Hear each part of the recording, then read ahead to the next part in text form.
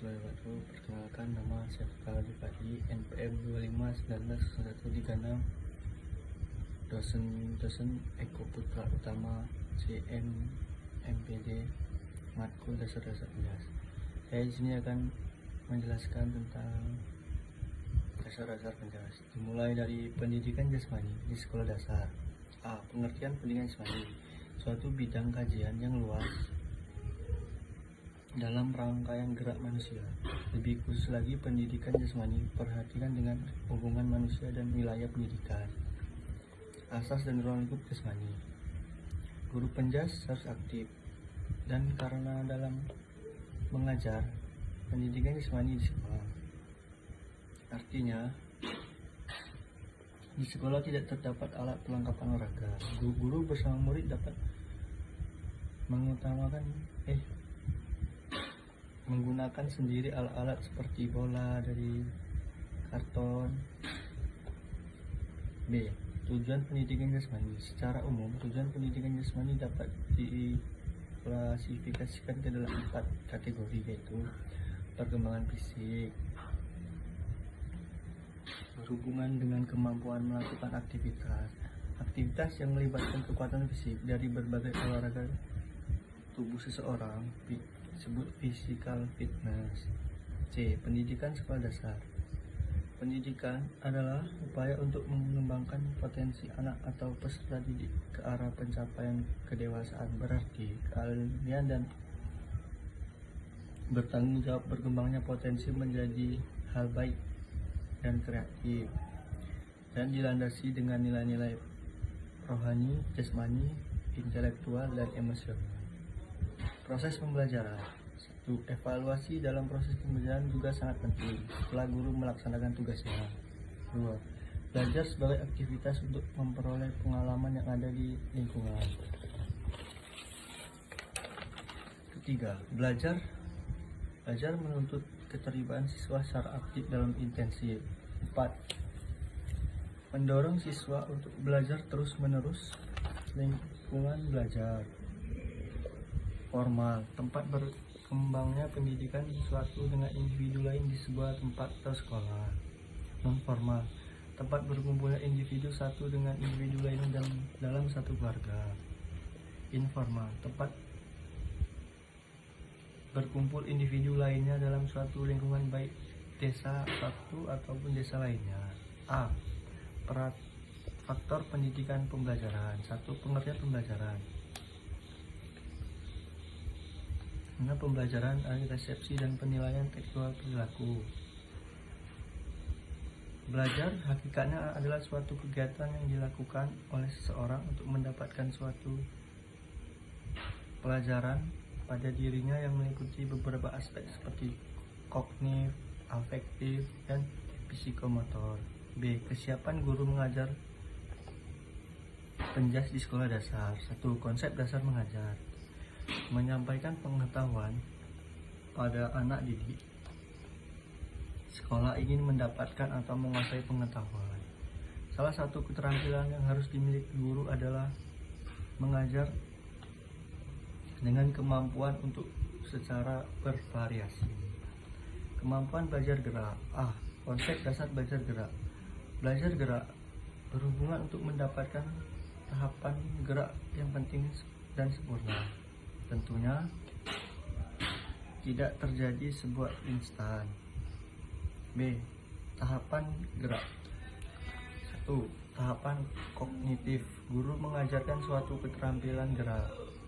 2. Tahap asosiatif. Siswa mulai mempraktekkan gerak dengan konsep-konsep yang telah mereka pahami. 3. Tahap otomatis. Siswa telah dapat melakukan aktivitas secara terampil. C. Gerak lokomotor. Gerak berperilaku tempat dari satu tempat ke tempat lainnya, seperti melompat, berjalan, dan berlari. D. Gerak non lokomotif. Gerakan yang berporos pada suatu di bagian terutama seperti mengayun, melangkahkan kaki.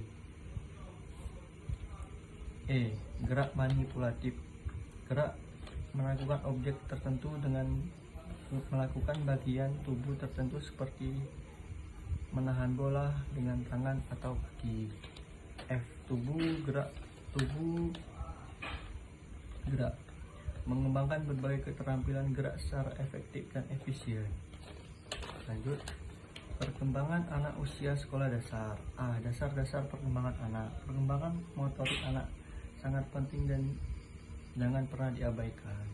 B. Ciri khas anak usia SD. 1. Adanya kecenderungan merugikan diri sendiri. 2. Membandingkan dirinya dengan anak yang lain. 3. Apabila tidak dapat menyelesaikan persoalan, itu dianggap anak gagal. 4. Sikap tunduk kepada peraturan-peraturan tradisional. 5. Kemampuan menolong dan berbahasa sangat cepat dan memahami pelajaran. Ciri-ciri pada masa kelas tinggi 10-13 tahun. Tuh, sangat realistik, rasa ingin tahu dan ingin belajar. 2. Minat terhadap kehidupan praktis sehari-hari yang konkret. 3. Pada masa ini, anak memandang nilai angka rapot sebagai ukuran tepat mengenai prestasi dirinya. C. Perkembangan anak usia SD dan implementasi terhadap pendidikan. Pengembangan motorik. 1. Pertumbuhan anak pesat, lengan dan kaki panjang. 2. Gigi susu berganti gigi tetap. 3. Masih senang berlari. Implementasi pada perkembangan pendidikan.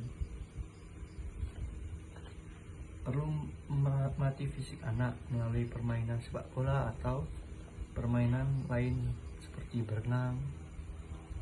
2.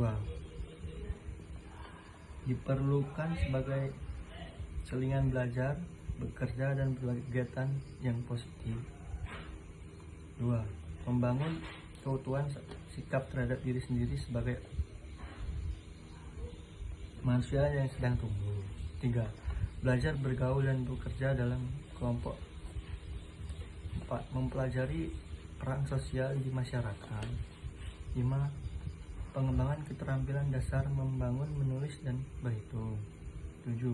Pengembangan kata, hati, vokal, dan nilai-nilai. 8. Mencapai kemandirian pribadi.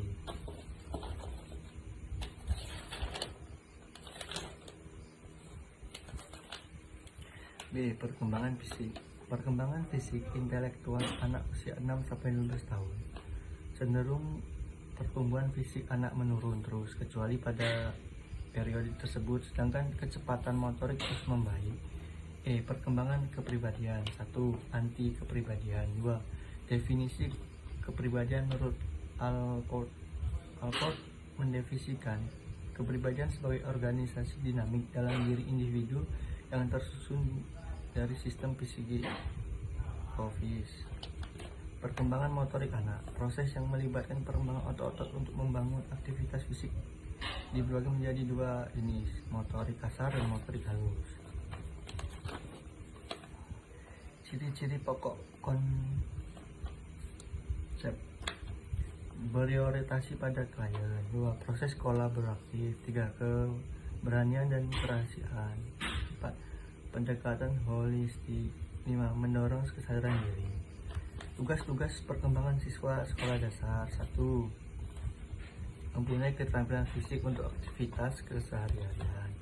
2. Membangun suasana yang disebut dinilai sendiri sebagai makhluk yang sedang tumbuh. 3. Anak mulai masuk dalam dunia yang lebih besar. 4. Pendidikan berperan sebagai dasar.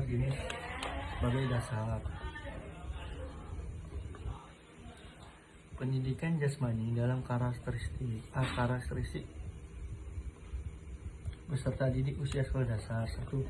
Senang bermain, senang bergerak, senang bekerja sama, melakukan sesuatu secara langsung dan bersama-sama. Aktivitas pendidikan jasmani bagi murid SD. 1. bermain bola besar seperti sepak bola, bermain bola kecil seperti casting, mengukur kemampuan sendiri seperti push up, sit up, lari. Ya, sekian dari saya. Wassalamualaikum warahmatullahi wabarakatuh.